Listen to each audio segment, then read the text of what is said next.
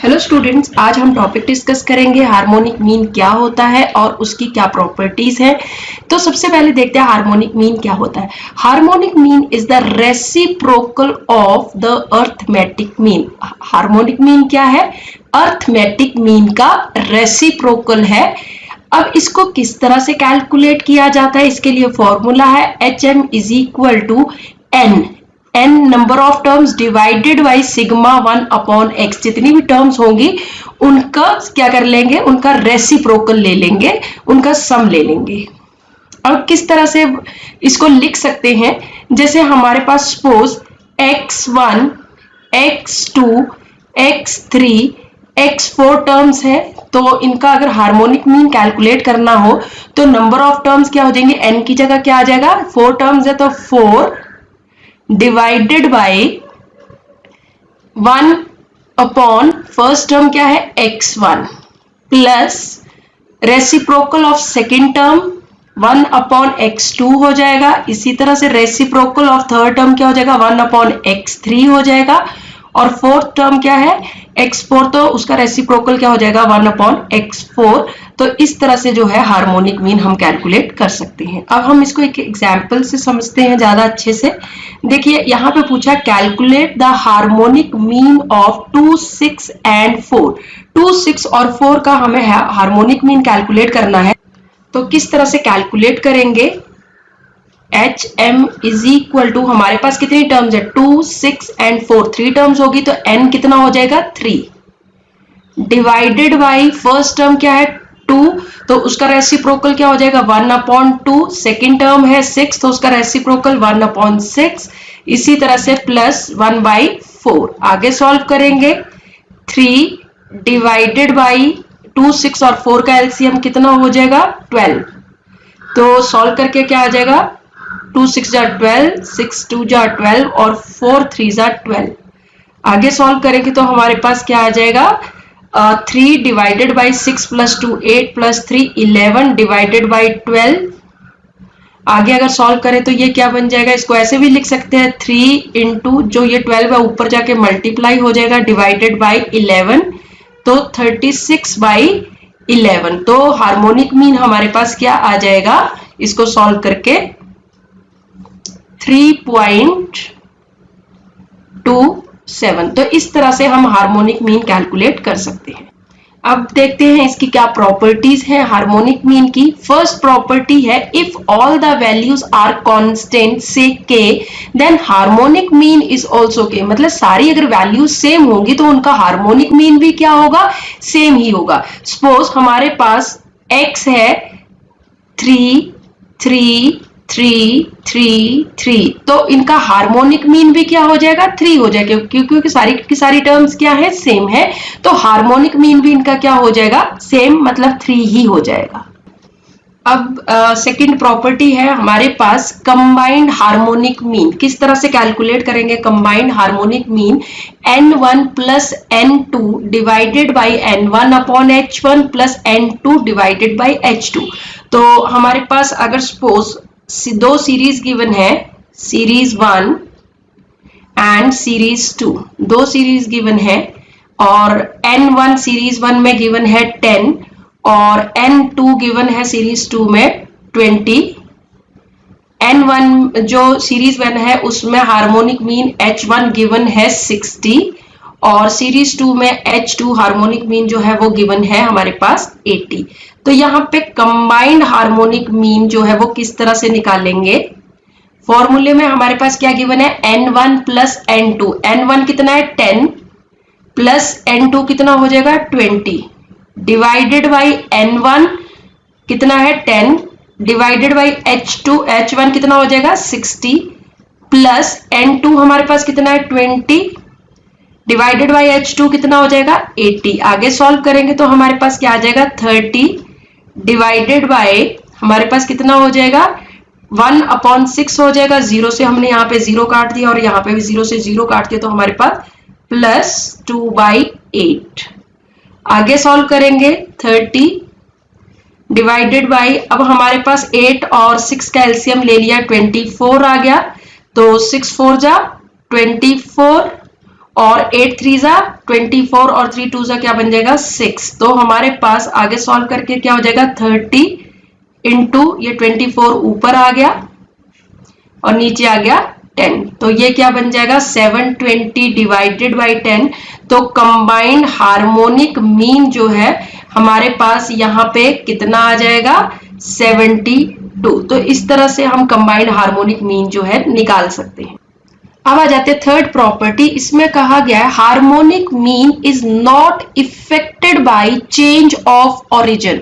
Change of origin से effect नहीं होता है। ओरिजिन का मतलब होता है plus minus, but it is affected by change of scale. Change of scale से इफेक्ट होता है चेंज ऑफ स्केल। स्केल का मतलब क्या होता है डिवाइड करना या मल्टीप्लाई करना। तो यहाँ पे कहा गया है ओरिजिन से तो इफेक्ट नहीं होता है बट स्केल से इफेक्ट होता है। तो इसको हम कर लेते हैं कि इस प्रॉपर्टी को x हमारे पास सपोज गिवन है 2 3 एंड 4। अब यहाँ पे हार्मोनिक मीन 2 3 और 4 का अगर कैलकुलेट करते हैं तो नंबर ऑफ टर्म्स क्या होगी 3 और 1/2 प्लस 1/3 प्लस 1/4।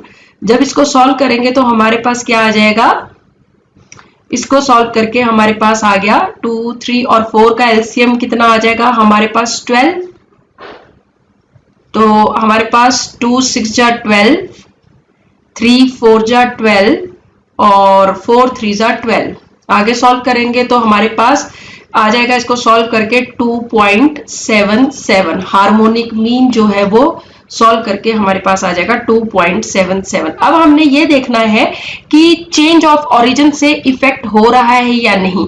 तो चेंज ऑफ ओरिजिन का मतलब होता है x जो है उसमें अगर हम कुछ प्लस या माइनस करते हैं तो हार्मोनिक मीन भी उतने से ही प्लस या माइनस हो जाएगा। सपोज अगर x में हमने +2 किया तो हार्मोनिक मीन जो है जो हमारे पास 2.77 आया था वो भी +2 करके कितना हो जाएगा 4.77 हो जाएगा। अगर 4.77 बन जाता है नया हार्मोनिक मीन x में +2 करने पे तो इसका मतलब ओरिजिन से इफेक्ट हो रहा है, और अगर नहीं आता है 4.77 इसका मतलब ओरिजिन से इफेक्ट नहीं हो रहा है। तो अब देखिए हम करके देखते हैं x में +2 किया तो x कितना था 2 + 2 कितना हो जाएगा 4, 3 + 2 कितना हो जाएगा 6, 4 + 2 कितना हो जाएगा 6, हमारा 3 + 2 हो जाएगा, सॉरी यहाँ पे हो जाएगा हमारे पास 5 और 4 + 2 कितना हो जाएगा हमारे पास 6। तो अब इसका हार्मोनिक मीन अगर हम कैलकुलेट करें तो क्या आ जाएगा हमारे पास, हार्मोनिक मीन इसका आ जाएगा हमारे पास 3 टर्म्स है 3 डिवाइडेड बाई 1/4 प्लस 1/5 प्लस 1/6। जब इसको सारे को सॉल्व करेंगे तो हमारे पास ये सॉल्व करके आ जाएगा, इनका एलसीएम कितना हो जाएगा 60 और हार्मोनिक मीन में डायरेक्ट कैलकुलेट करके बता रही हूँ। यहाँ पे हार्मोनिक मीन हमारे पास कैलकुलेट करके जो आ रहा है वो आएगा 4.91, इस तरह से 4.9 समथिंग आएगा। तो हमारा कितना आना चाहिए था 4.77 आना चाहिए था, मगर कितना आ रहा है 4.91 आ रहा है, जो कि 4.77 के इक्वल नहीं आया। इसका मतलब ये जो है चेंज ऑफ ओरिजिन से इफेक्ट नहीं हो रहा है। अब इसी तरह से चेंज ऑफ स्केल से देख लेते हैं। अब हमारे पास जो x है हम वही ले लेते हैं जो पहले लिया था 2 3 एंड 4। अब x जो है 2 3 एंड 4 हमने ले लिया तो इसका हार्मोनिक मीन हमारे पास क्या आ जाएगा 2.77। अब हम देखते हैं कि स्केल से इफेक्ट होने के लिए क्या मतलब है, अगर x में किसी चीज से मल्टीप्लाई या डिवाइड कर दिया जाए तो हार्मोनिक मीन भी उतने से ही मल्टीप्लाई या डिवाइड होके आंसर आएगा। देखिए x में सपोज अगर 2 से x को मल्टीप्लाई कर देते हैं तो यह हार्मोनिक मीन हमारे पास कितना आया है 2.77 आया, तो ये भी मल्टीप्लाई करके कितना आना चाहिए अब 5.54 आना चाहिए। अगर इतना आ जाता है इसका मतलब ये इफेक्ट हो रहा है स्केल से, और अगर नहीं आता है तो इसका मतलब इफेक्ट नहीं हो रहा। तो देखिए x इंटू 2 2 जा कितना हो जाएगा 4, x 3 है तो 3 2 जा 6, 4 2 जा 8। अब इसका हार्मोनिक मीन हम कैलकुलेट कर लेते हैं तो नंबर ऑफ टर्म्स कितनी होगी हमारे पास 3 डिवाइडेड बाई 1/4 प्लस 1/6 प्लस 1/8 और इनका एलसीएम लिया 6, 4, 8 का, तो हमारे पास क्या आ जाएगा 24, 4 6 जा 24, 6 4 जा 24 एंड 8 3 जा 24। आगे सॉल्व करेंगे तो 3 इंटू 24 डिवाइडेड बाय कितना हो जाएगा 6 4 10 प्लस 3 13 72 डिवाइडेड बाय 13। तो हमारे पास कितना आ जाएगा, ये सॉल्व करके हमारे पास आ जाएगा 5.538 मतलब 5.54 आ गया।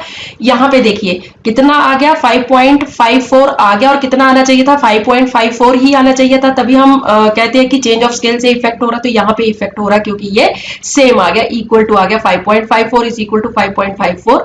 और यहाँ पे देखिए कहा गया है कि चेंज ऑफ स्केल से इफेक्ट होता है, तो ये हो रहा है, चेंज ऑफ स्केल से तो इफेक्ट हो रहा है बट चेंज ऑफ ओरिजिन से इफेक्ट नहीं हो रहा, क्योंकि जब x में +2 किया तो 2.77 में जब +2 करके 4.77 आना चाहिए था, जबकि हमारा 4.91 आ रहा है, तो इसका मतलब चेंज ऑफ ओरिजिन से इफेक्ट नहीं हो रहा है। तो इस प्रॉपर्टी में यही कहा गया है कि जो हार्मोनिक मीन होता है चेंज ऑफ ओरिजिन से तो इफेक्ट नहीं होता, प्लस माइनस करो तो उससे इफेक्ट नहीं होता, बट चेंज ऑफ स्केल से इफेक्ट होता है, मतलब मल्टीप्लाई और डिवाइड करोगे तो उससे सेम अमाउंट से इफेक्ट मतलब उतना ही प्लस या माइनस हार्मोनिक मीन में भी हो जाएगा।